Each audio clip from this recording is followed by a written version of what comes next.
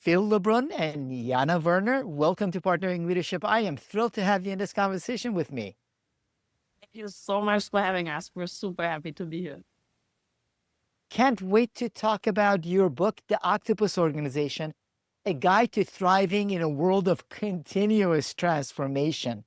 Before we do, though, we'd love to know a little bit more about each one of you and how your upbringing helped contribute to who you've become. Phil, how about we start out with you first? Whereabouts did you grow up, and how did your upbringing help contribute to who you've become? I've spent most of my life, bar about 10 years in the UK. Very sciencey engineering background, went to school and studied engineering, but I also simultaneously worked in McDonald's, as in the restaurant. I ended up spending 30 years of my career there, not in the restaurants, but running technology. But one of the things I learned from doing that was just staying very grounded about what's happening at the front line. It's one of the things you were encouraged to do at McDonald's, even in the most senior ranks. You spent time in the restaurants, and that really stayed with me.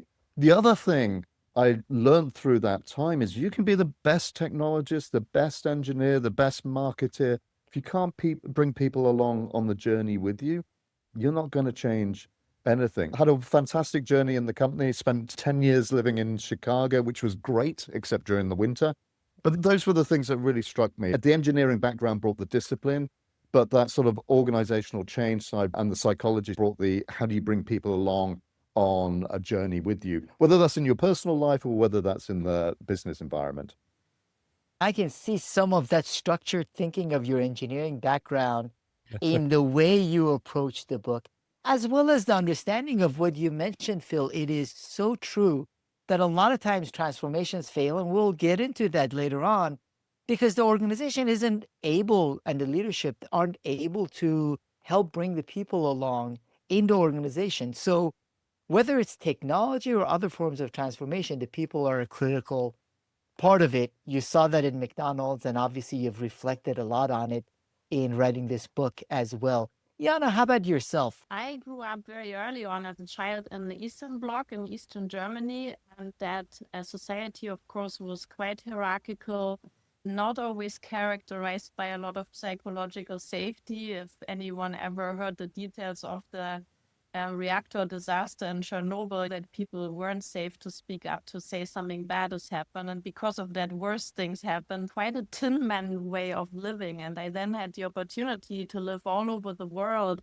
in the US, of course, and different parts of Europe, in the Middle East and other places. And I learned that things can be done in different ways. There can be lots of curiosity. Different cultures have different ways to go about things, and they're not better or worse. They're just different and ingenious in different ways. So I really appreciated that change. And this very much goes into the book, being able to switch perspective and look at things from different points of view. And that becomes critical, again, in the kind of world that we are living in. Now, you referenced the Tin Man concept, and in your book also, the title is The Octopus Organization. You contrast the Tin Man organization with the octopus. For the listeners who might not be familiar with the concept of Tin Man or octopus, what is a Tin Man organization? This probably is familiar to a lot of leaders on your podcast. We have and we still are treating companies a lot like machines. We design them for efficiency, for standardization, for predictability. And of course, there's a reason we have learned a long time ago, when things were more predictable and less uncertain than they're now, that Frederick Taylor and co.'s way worked and really created efficient organizations. But now we call them tin men because they don't really work anymore. The world is no longer complicated like a machine. It's complex, more like an ocean. And you need a place where people don't ask for permission, where they can bring their whole selves, where work becomes cross-functional. So you need an entirely different and more natural way of looking at the organization. So here's something I wonder, Phil, is that I've been in the training, development, leadership field for decades.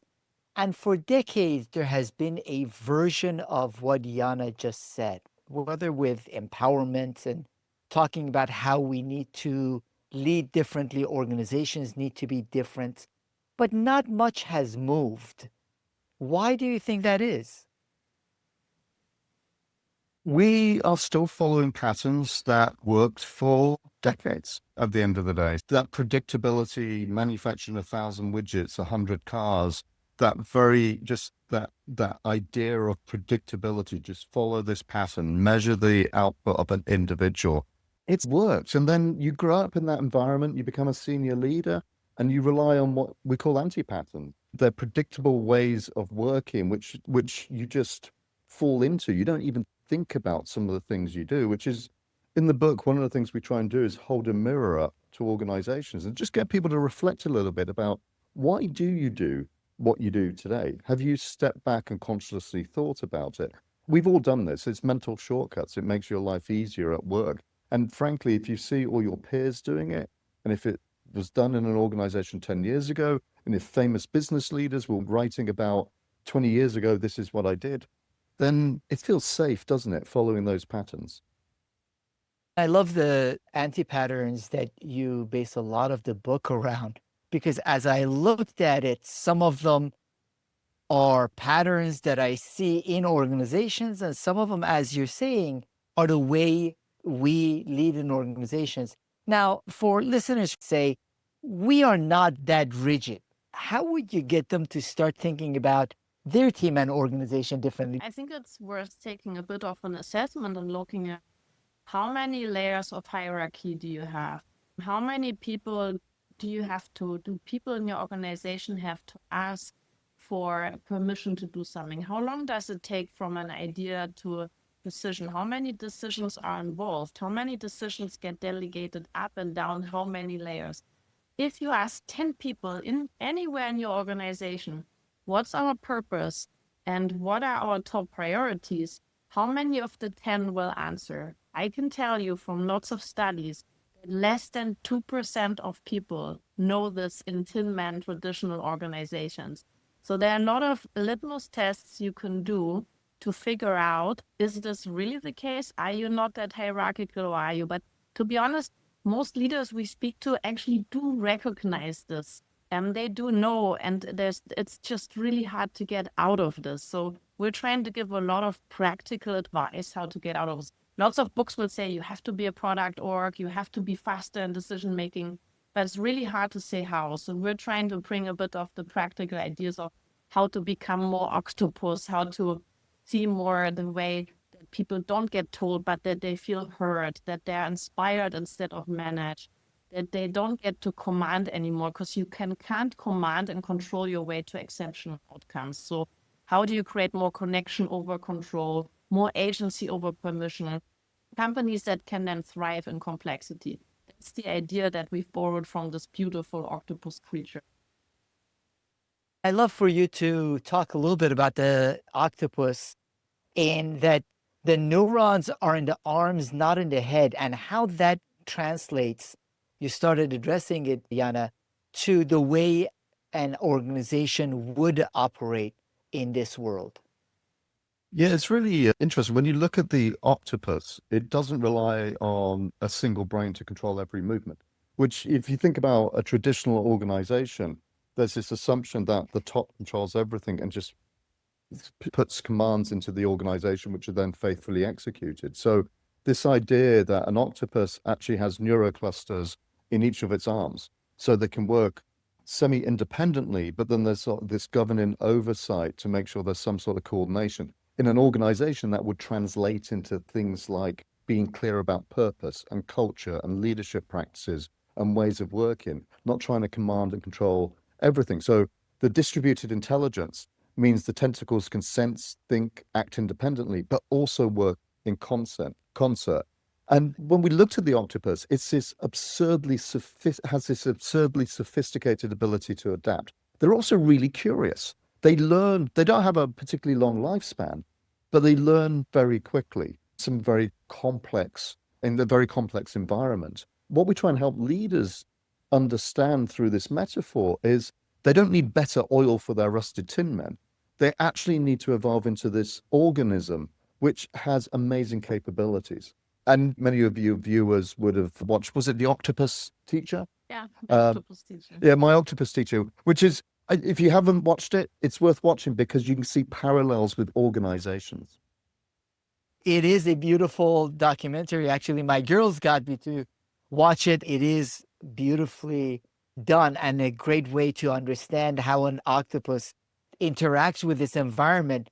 Now, so let's say we buy into that. That is the kind of organization that survives or does well or thrives through this world of transformation. But we are nowhere near there. Where do we start? We definitely don't start by making a plan and doing it to the organization and rolling out and doing change to people. And I don't say this from a point of arrogance. I have done this type of change. I'm absolutely guilty, so I know what I'm talking about. And most of us do it because it feels safer, it feels controlled, it feels like a large way of doing things. The start is really shifting our own mindset, first of all, to say, is not doing change to people, but tapping into all these people who know much better and are much closer to how work really gets done in your organization, what day-to-day stands in their way, drags them down, holds them up, and to being really close to the edge of the organization, to the customers, what they want and need, and the tech that's available to better innovate and solve on their behalf. So tapping into these people and becoming an architect of the system where you continuously enable these people, free them up and help them and excite them to address anti-patterns, not one after the other, but lighting 1,000 fires so people can themselves own this. Because if you try to do it top down, you don't know which ones and you don't know how to solve. It needs to become a continuous way, like mowing the lawn, that people continuously adapt, evolve, and attack the anti-patterns that stop the organization. But to do that, you need clarity. It's amazing. If you look at reasons transformations fail, and there's many reasons. One of the reasons is quite simply everyone's got a different view, even at the leadership level, about what a transformation is. And we find this, we talk about this anti-pattern of, are you a team of leaders or a leadership team? And what we find, unfortunately, really quite common, even in some of the world's biggest companies, is there'll be a proclamation that we're going to become a digitally transformed platform-based organization that is customer-centric, or we're going to become an AI organization. And everyone, of course, who doesn't want to be an AI customer-centric organization? So everyone around the table nods their heads, goes back to their functions, and translates what they assume the boss meant into goals for their function, IT, operations, marketing. And then you actually introduce even more competition and conflict for resources and priorities in the organization. Quite simply, clarity starts with someone in that leadership team saying, hey, boss, you want us to be an AI-centric organization? That sounds fantastic, but what does it mean? What does good look like? How do we measure it? Who's accountable? What aren't we going to do? How do we start? What answers do we need before we can actually commit to a particular path? So it sounds really simple, but what we've found time and time again is some of the best leaders spend an inordinate amount of time bringing that clarity. So, for instance, we talked to Dame Julia Hoggett at the London Stock Exchange. She recognized that if leaders only advocate for their silos, the organization fractures. So she instituted a specific ritual to break this. So 9 o'clock every Monday morning, her top 30 leaders came together, not for a status update, but it was a sense-making session. And there was some interesting quirks she had, like new joiners speak last, because she wanted them to observe the culture of the group first. They wanted to see that the CFO wasn't just talking about money. The CMO wasn't just talking about marketing, but the CFO was talking about customer experience. That is first team behavior, where you as the leadership team represent your business, not your function. Really simple, but requires a lot of focus from the leader to make sure that ritual gets baked into the organization. That is, as you said, Phil, simple conceptually, very hard to do. Even the way organizations structure their finances, incentive systems, as you said, I have worked with a lot of leadership teams where they're called a team because they get together at the same time in the same room to talk about the same things, not necessarily aligned the way you're talking about. So the question is, what changes that? Is it the CEO saying, that this is what the culture is going to be, this is how we are going to prioritize things? What changes that? I don't think that it's one person. Of course, the CEO is very influential. We have one anti-pattern that talks about the shadow of the leader, and you can cast a positive or a negative or all kinds of shadows because people orient what their leaders value, what they respond to, how they role model. But this is everyone's opportunity. And we always say that anyone in an organization is an owner and a leader. And the organizations where we see this done really well look at three things differently. They create this absolute clarity around the context that provides the context for decentralized action. Which problems are worth solving? Because people understand why things are important. There's this famous story that Reed Hastings, CEO of Netflix, was really annoyed about one of his leaders making a terrible decision. And when he spoke to that leader, he realized this leader couldn't make a better decision because Reed and the team hadn't given this leader the context to make a better decision. In his context, the little context he had, he made a sensible decision, just not for the company. So creating this clarity through shared purpose, through values, through priorities, what success looks like, what you measure, how you use metrics. The second one is ownership, pushing it into the organization. Ownership here, we mean responsibility and authorship, so that people feel responsible for an outcome, and then magic can happen. This is not about permission seeking, but taking initiative. And that takes courage from leaders to give in and give up and cede ownership and become more of a question asker coach than I say what goes. And the last one's curiosity. The most incredible leaders we meet, like Indra Nui, she says she hires for communication skills and curiosity. That's about getting away from certainty and predictability, which we no longer have, because this creates a very dangerous comfort zone where we optimize what we already know. And it's about learning, about experimentation, and being okay to fail, to question sacred assumptions, to have really difficult conversations instead of trying to be polite, which might feel like the right thing to do, but actually doesn't get to the main problem. So positively being discontent with the status quo. Those three things, when leaders can start thinking about creating these conditions, and we give lots of anti-patterns that relate to each of those, that's when you start to feel change. These are the three capabilities that you focus in on. We talked some about clarity. I want to understand a little bit more about ownership and curiosity as well. One of the concerns I want to throw out is that in some instances, I've heard CEOs or executives talk about the unwillingness of people in the organization to take on ownership. They say, you know what, I want that. I want a culture where people take ownership. But then fill in the blank, sometimes it's this generation, sometimes it's these people, what they don't want to take ownership. Yeah, we find that simply isn't true.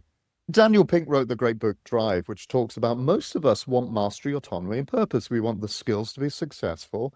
We want the autonomy to practice our craft. And we want the clarity of purpose to know that we're contributing to something bigger than just a job description. And what we find time and time again with those leaders who say, my people won't take ownership, is they think those people have been given artificial ownership. So what's happened is I come to Jana and say, Jana, right, I'm giving you accountability for your area. You can make decisions. You have freedom to be creative. Then Jana makes a mistake. Well, not a mistake. She learns something. She does something which doesn't quite work. And my first action is to say, why didn't you check with me? Why did you make that mistake? If you'd asked me, I could have prevented that mistake. I've just robbed her of any agency, because next time Jana's going to come to me and ask for permission, ask boss, what do you think? This is often done through things like one-on-ones and the such. I'm just checking to see how things are going. Becomes a lecture on why did you do this? Why didn't you check in with me? I think we've all experienced this. Jana, you've probably seen this in multiple ways. Yeah, I love the term I learned in a financial service organization. We lock people into so many processes, sign-offs, and listening to leaders. It creates a learned helplessness. And so we are not even giving people experience how to take ownership, or at the first, there's no upside to taking it either. Because the first mistake you make, it becomes what I, as a foreign speaker, learned. a career limiting move. We need to be more comfortable with failure as leaders. And honestly, I struggle to give ownership as a leader because things might not exactly be done the way I want them. I might be a perfectionist. I might worry that I look bad to my leaders. So let's have some empathy here. And we are not saying this from a high horse. We find it hard to delegate. So leaders also need to learn to be comfortable to give up ownership. And this isn't easy. I speak from first-hand experience. It is a different mindset for all of us because the world we grew up in, the organizations many of us have operated in, have not operated this way. So we have to retrain ourselves in the way we think and in the comfort of allowing others to take on ownership. There's an author, Barry O'Reilly, who we interviewed as part of this. He wrote the book Unlearn. And often as leaders, we talk about what do we need to learn.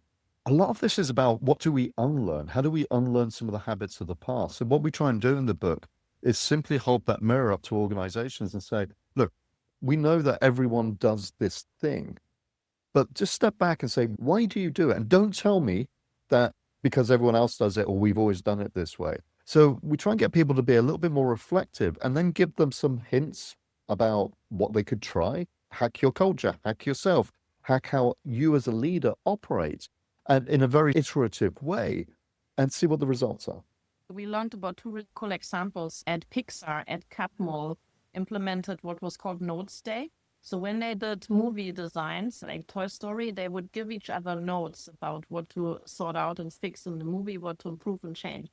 And at some point, Pixar got a bit rigid and stuck and hierarchical and tinman. And so he did Notes Day for the company. And he activated everybody to bring their pet challenges, grouped them together. And since then, they did Notes Day through the organization. AstraZeneca did something similar called the 1 million hours challenge, how to remove bureaucracy and save 1 million hours of bureaucracy. So these are all about systemic leadership, systemically influencing the organization to help itself from every seat. Now, in addressing those systems, you also address the difference between complicated and complex systems. Yeah, absolutely. Complex systems you can decompose down to the smallest part, replace that part, and then just reassemble. It's a bit like stripping a bike down, changing out the wheel, and then rebuilding it. You can put a plan together around it. That's not how most organizations work. Most organizations are complex. If I change one thing over here, maybe it's a hiring process or the rewards process or the bonus, it's going to have a second, third, fourth, fifth order effect. Now, a tin man organization will try and predict every single implication and they become paralyzed. The reality is complex systems are governed by emergence. So outcomes from interactions that aren't linear, aren't predictable, can't be predicted. So this idea of if I make this one change here, it's going to have an implication. But let's not stop making that one change. Let's figure out what the implication is afterwards and then do the next iteration. For instance, we both work for Amazon Web Services. Amazon's structured around this idea of two pizza teams of 8 to 10 people who are given a business outcome to achieve and left to get on with it. It's great. It absolutely works. But it's not as simple as grabbing 10 random people, putting them in the room and giving them a business outcome. In fact, when we sat down and analyzed this, if you want to do that at scale, it requires about 160 changes. Who you hire, how you lead. Do you reward the team for the outcome or the individuals on the team for contribution? It just changes so many things. But if you try to predict all of those up front, you change nothing. That's such an outstanding example because that's part of the reason a lot of times organizations are paralyzed and don't do anything because they want to be able to project to that very end what this change will cause. Part of what you're saying is that there is some learning and growth that needs to happen in the complex system. It's an ongoing process. Yeah, we actually have a word for it. We talk about being scrappy. Start scrappy. Try something. Trying something is better than doing nothing because you're overanalyzing something. If you try an experiment in your own organization, you've got one or two outcomes. It works or it doesn't work. If it doesn't work, you've still learned something about what the next iteration should look like. If it works, you've learned something and you've also made a positive impact. It's called double loop learning. Don't just think about the change itself. Think about what you've learned from the change and how you approach the next one. Now, that requires the willingness to accept the potential for failure and learning from it. This is one of those things, Phil and Jana, that has been addressed a lot, but I do find a lot of gritting of teeth in organizations. People always say you need to be willing to experiment, and experiments can fail and learn from failure and move on. However, there is so much resistance to it and so much fear of that failure. So, how do you actually operationalize what you just mentioned, where there's a loop of experimentation and learning and a willingness to accept the potential for the failure? We see a lot of organizations hiding behind, for example, we are regulated, we can't allow failure. This isn't true. We advocate strongly for organizations that do intelligent failure. Of course, you don't want to fail on food safety standards, but is failure about experimentation. And the way you can do that is by stepping back from the idea of failure. We are so familiarized with the idea that failure is painful and shameful because it personally attacks your self-worth if you fail. That's what we've learned at school. When we are in companies, we have to have the answer, we can't fail. But as we can step back and take a leaf from the book of scientists, start thinking about a hypothesis, and you either prove the hypothesis right or wrong. It's not, I am wrong. We even said in the English language, I am wrong. No, it either has a good or a bad outcome. And then we need to think about not just saying it, and next time someone does fail, we slap their fingers again. But we, for example, spoke to the CEO of Ferrari, and the CEO of Ferrari said, I had to go on public TV and talk about a big failure at Ferrari because I wanted all my people to see that actually it's okay to fail. So it's also then saying that it's okay and then doing it. So people, oh, it really is. I'm safe. I'm not career limited. And then even rewarding intelligent failure. We spoke to the CEO of the Alphabet Axis Moonshot Lab, Astro Teller, incredible man, responsible for his teams are for self-driving cars and other amazing things. And he talks about the idea that he rewards a team that passionately, then dispassionately proves something wrong. So they come to him with passion to do amazing work. They work hard and day and night, but they're also then dispassionate enough to say, I have proven this doesn't work. I will shut it down because that means I can now spend the resource on the next important thing instead of hiding a pet project because I can't afford to be wrong or to fail. I love one of the stories he told us. And the story was, he asked the question, if you want a monkey to sit on a 10-foot pedestal and recite Shakespeare, what would you do first? And we often ask corporate executives this. And in this desire not to fail, invariably the answer is, I'm going to build the pedestal because I want to show progress. I want to show that I should keep my budget, my people. I want to show that I'm right in doing this. And the question is, are you ever going to get the monkey to talk? So this idea of avoiding failure in this case is ridiculous. You'll spend 5 years building beautiful pedestals and the monkey still won't talk. So Astro's advice was quite simple. Tackle the hardest problem first. Are you going to be able to train the monkey to recite Shakespeare? Maybe give it a go. Maybe you find a unique monkey. But it really is, how do you get to know quickly? If you can't solve the hardest problem, you should actually be recognizing and rewarding the leaders who come to you and say, monkey's not going to talk. Let's shut this down and redirect our resources, our people, our money, our time to things which are really going to make a difference. And he even said this recognition doesn't have to be monetary. What he does is he often walks up to that person when they publicly declare they're shutting this down and he gives them a hug. What outstanding examples of how this can be done. A lot of times we build it up in our minds to something that can't be implemented in our teams and organizations. As you're mentioning, first of all, it's smart experimentation. And second of all, it requires a different mindset and culture that is willing to accept failure, willing to shut things down. That doesn't mean, therefore, you have no budget and you have no job. So there is a level of security that goes along with this kind of mindset as well.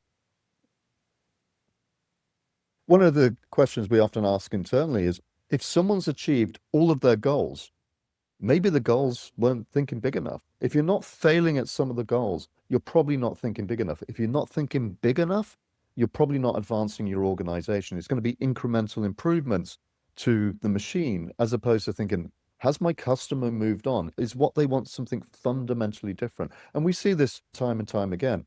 I was at McDonald's for years, and by 2015, we were losing 500 million customers because we were tweaking the engine. We were putting prices up, trying to make what we had today a better version of itself. And we didn't recognize or didn't want to hear from customers that they wanted vegetarian options, mobile order and pay, home delivery, different ways of ordering in the restaurant, different service systems. So it's really easy just to focus on today's job. So if you're not failing or if you're not learning, then you're probably not trying hard enough to make your organization successful. You're not listening to the customers as much as you assume you are either, which is an essential part of this. You also mentioned that in the book, as well as the fact that one of the things I see in many organizations, there is a constant focus on measuring activity instead of value, because it is so reassuring. You feel like you're making progress in the organization, and everyone puts up the charts, PowerPoint, whatever else, and it shows progress. So, what does it take to change that focus in the organization to be able to actually listen to customers differently? Because I imagine if we'd gone back to the McDonald's of 2015, they would have said, oh, we're doing customer focus groups, we're doing studies, we're listening to our customers. No one at McDonald's would have said, we aren't listening to our customers. But as you mentioned, Phil, they really weren't. So how can we make sure we are, and then therefore we are also focused on value rather than just focused on activity? You're so right. A lot of the tinman organizations are busy with themselves. They create more and more of an inward focus running the machinery. They're starting to look at proxies instead of real customers, secondary reports. I have completed a process. I've designed a PowerPoint. I've presented the PowerPoint. That doesn't help the company or the customers take value. And then we use vanity metrics. How much code has a developer produced? How many people have actually downloaded my app? Doesn't matter if nobody uses the app. How many new features have I created? Might actually make the app worse and people can't use it. So then we see other companies that say, we are super customer centric. And then Phil and I look and say, how much of your budget goes into actual customer innovation? And they spend 80% of their budget on what we call keeping the lights on. So licenses, keeping the company running, etc. So you say you're customer centric and innovative, but you're not, because your budget tells a different story. So the idea is really putting the customer everywhere in your organization. We had leaders like Indra Nooyi, who was the CEO of PepsiCo, listening to calls, joining delivery trucks, and going to restaurants where Pepsi got served.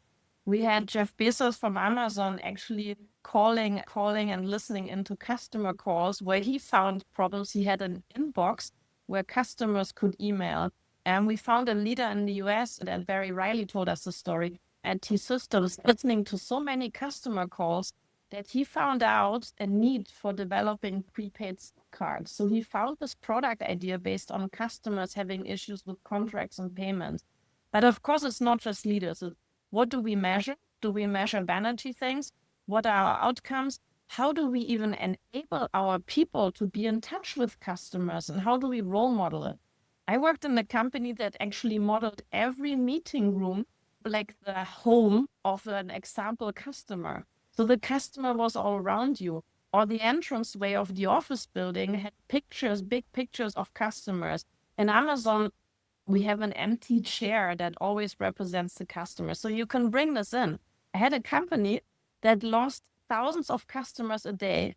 And eventually their change team put in every meeting room a jar of 1,000 marbles. And they were saying, every time we have a meeting, look at that marble jar. That's how many customers we lose a day.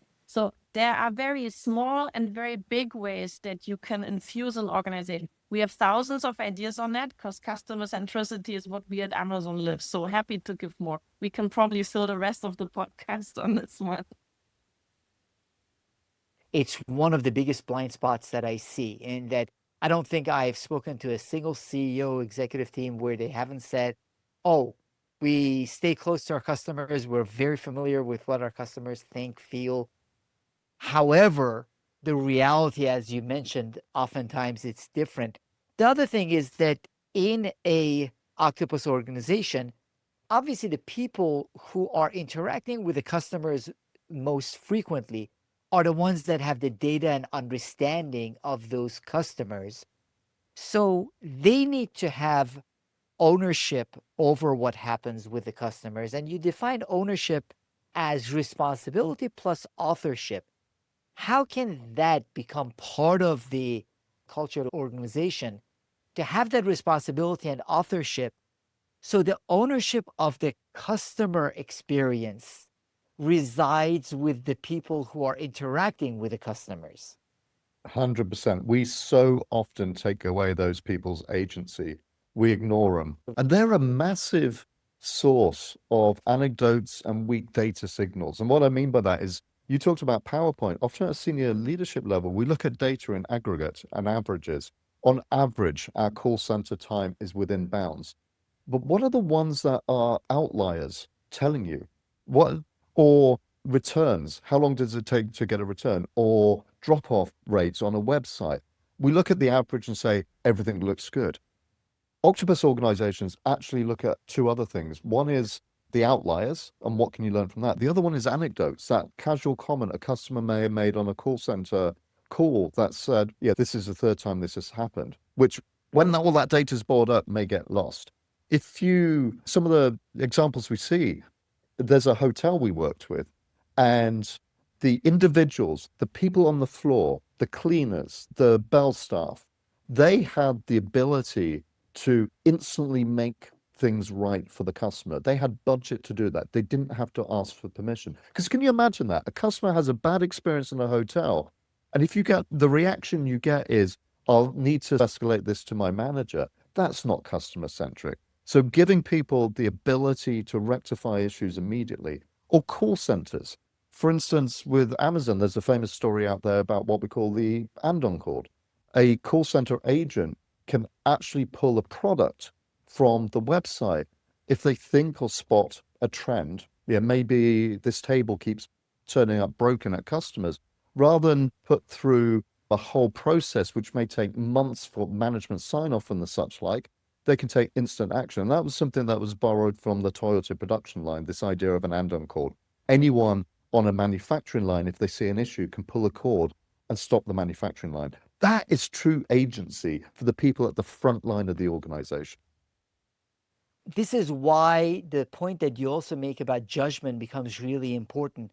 What AI enables us to do is assess volumes of data, which is essential. Part of what you were saying is you can have lots of averages, lots of understanding of the customers, but sometimes the real intelligence lies in that little anecdote someone shared on a call. That's where the judgment comes in, and the human judgment can augment all the data-driven decisions and all the AI. So it's a marriage of judgment plus the data analysis.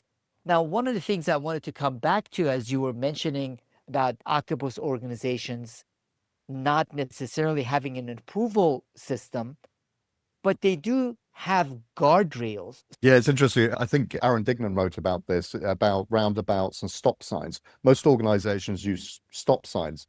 You drive your car up and then you're looking anxiously and no one's moving.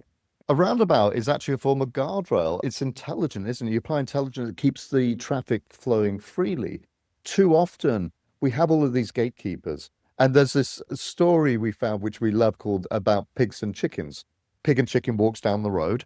Chicken says to pig, let's open a restaurant. Pig says to chicken, okay, what should we sell? Chicken says, ham and eggs, clearly.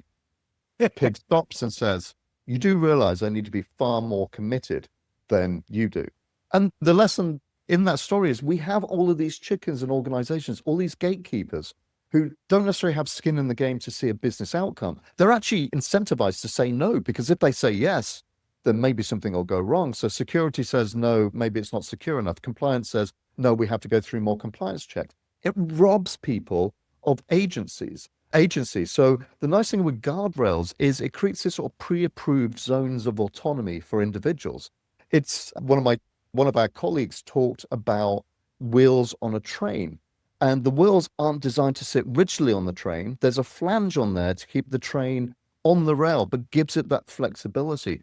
Guardrails are the same for organizations. So it gives teams the ability to move fast without asking for permission for everything. Or a guardrail could be as simple as, rather than everyone loves IT, don't they? So you raise a ticket and then 12 weeks later, IT comes back with a solution.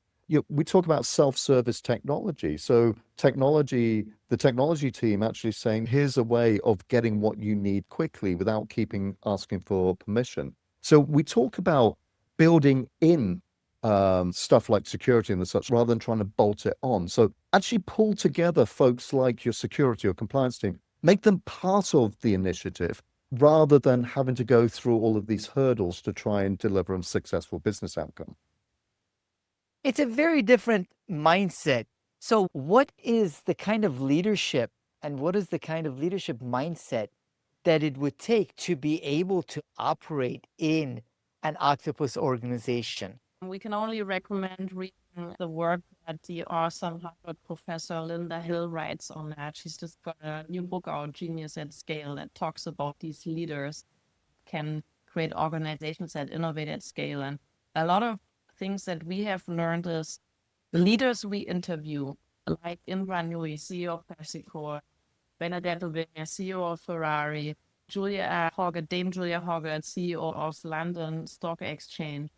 You would, when you meet them in the street, not think they're CEOs. They are very humble. They have these three qualities that we started getting obsessed about writing the book from. I think it's from Leoncini: hungry, humble, and smart.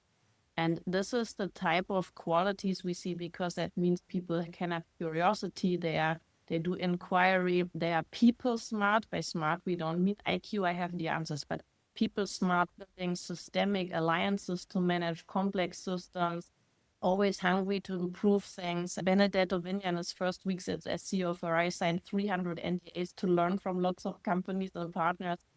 They are vulnerable. They ask more questions. We also say at Amazon, these leaders speak last.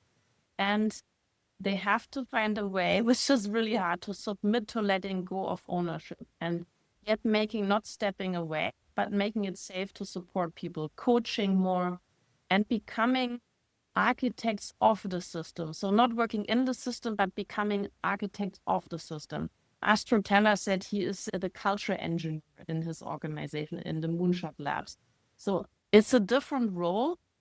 And leaders often, first of all, aren't used to doing this. You have to learn how to coach. You have to learn to hold yourself back and not have the answers. You also have to see that you get your dopamine and serotonin and oxytocin hit not from being the smartest answer in the room, but from seeing other people thrive with your support and leadership, working through others and switching all these beautiful people on. And that's a different style to lead. It takes time, and everybody who's trying this needs to be comfortable, to be vulnerable, to fall on your face. And you'll see, actually, you get much more support than you think. People actually intrinsically want to work with such people. So there is a reward. It'll feel really weird and uncomfortable, like walking on one leg or no leg, crawling for a while. But actually, after a while, it's much more rewarding what you get out of that. So we encourage everyone to go on this mad journey. And it is very hard, no question about it. As I was reading the book, I was also reflecting on what you just mentioned beautifully, Jana, is the fact that it requires individual leadership transformation as well. Now, what I would love to get your thoughts on is that we are going through an incredible transformation as a result of exponential technologies, including AI. I think AI will expose Tin Man organizations even faster than before. Would love to get your thoughts on AI's impact on all these Tin Man organizations that, as you beautifully said, I can still picture it, putting some oil on the squeaky parts of the armor rather than transforming to become octopus organizations.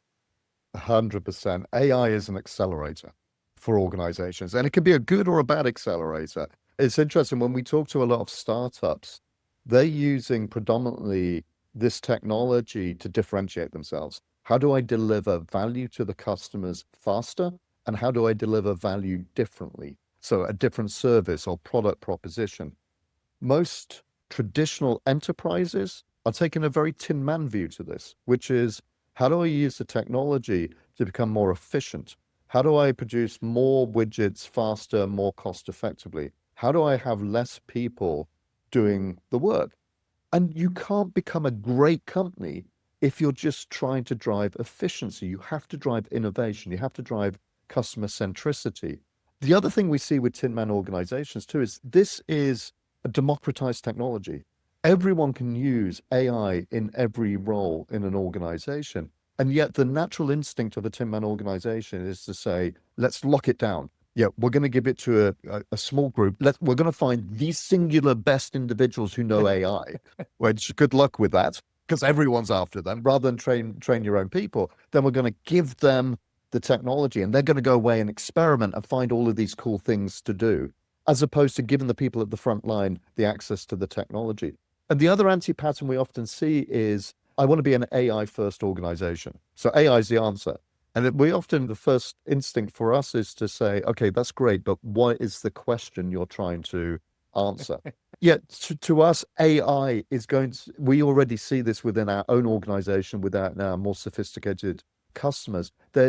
Organizations are using it to accelerate results. They're using it to look for those anomalies you talked about in the data that could indicate a new opportunity. They are upskilling their people. One of the biggest barriers to the successful use of AI is talent, from the CEO all the way down to the front line of an organization. So they're investing in talent because, frankly, it's easier to train some of your existing people on the technology than it is to bring new folks who know the technology in and try and teach them how your business functions. And normally it's a combination of the two. We had this question in an audience at the keynote somewhere where someone said, but we can't get this talent. You can get all this talent because you're a famous tech company. And the response was, no, we hired your people and we just got out of their way. So the idea is you need to create this octopus organization, enable people to experiment with AI and to then let them learn, because most learning obviously needs to happen contextual on the job, not off the job. We have another anti-pattern on that topic. And also we found that as we try to no longer just experiment with proof of concepts locally, but really trying to get broader impact in the organization, you need to start thinking across Tin Man silos. So you have to become more octopus because you need to fix a value stream, a flow of value through your organization horizontally. And that requires you to get out of the Tin Man silos and think end to end about customer usually led value stream in your organization. So it's another reason, if you want to be successful in a broader horizon, not just fixing efficiency, but really reimagining what you can do, you need to start opening up the Tin Man silos and become more octopus. Couldn't agree with you more based on my understanding of AI. As you mentioned, first of all, a lot of organizations are focused on the wrong things. The Tin Man approach of efficiency in the processes rather than the octopus approach, which really uncaps the tremendous potential. Additionally, the potential exists within the organization. Many organizations that I'm familiar with have tried to limit their people and limit the access of their people because there's still that same control Tin Man mindset rather than the experimentation, and the people running with it are the ones that will come up with the best potential opportunities for the organization. So what you mentioned in the Octopus organization, in my view, fits perfectly with the transformation we are living through, sped up as a result of AI. Now, if you were to give advice to the listeners of where to start and maybe an uncomfortable question they should ask themselves about their leadership or their organization, would love to get your thoughts on that. Firstly, just start. Don't overthink this. Don't overplan it. Pick a team. Don't do this top down. Pick a team. Sit down with them. Read the book. Let them flick through it. Look at where their shoulders become heavy. They start laughing. They're normally great indicators of an anti-pattern which is getting in their way, which you as a leader may not even be aware of. And then let them experiment. Yeah. It's a lot of this is as simple as that. We often try and overthink this. We also try and optimize the entire system. We try and find one idea that's going to apply across the entire organization rather than letting teams have that agency, that ownership, that curiosity to improve what they're doing today. That's where I'd start, Jana. I'd say don't do plans. Instead, look for patterns that emerge and anti-patterns that need to go away. Think about subtracting and taking something away. Our instinct is to add more process, another technology. Actually, leaders' jobs is to make things easier. Take a process away, a silo, a dependency. And then don't always think about scaling. Like scaling can mean you roll something out and to people that's not useful for everyone and that stops them to think. Only scale what makes you faster and as an organization. And other than that, watch what spreads. What are little practices, tools, ways of working, ways of talking to each other that actually work? And so they naturally get adopted because that means they have true value. What outstanding ways for us to reflect on starting the journey. And want to mention what you just said builds off of Greg Settel's book Cascades, How Change and Transformation Happens. And also Leidy Klutz, professor at UVA, wrote an outstanding book, Subtract. And that focuses in on how our initial thinking pattern gets us to add rather than focus on subtraction first. So these are great perspectives and thoughts and give everyone an opportunity to get started. Absolutely. 100%. Just jump into the ocean or grab a tentacle and get going. Love that. So Jana and Phil, where would the audience be able to find your book and also follow your writing and work?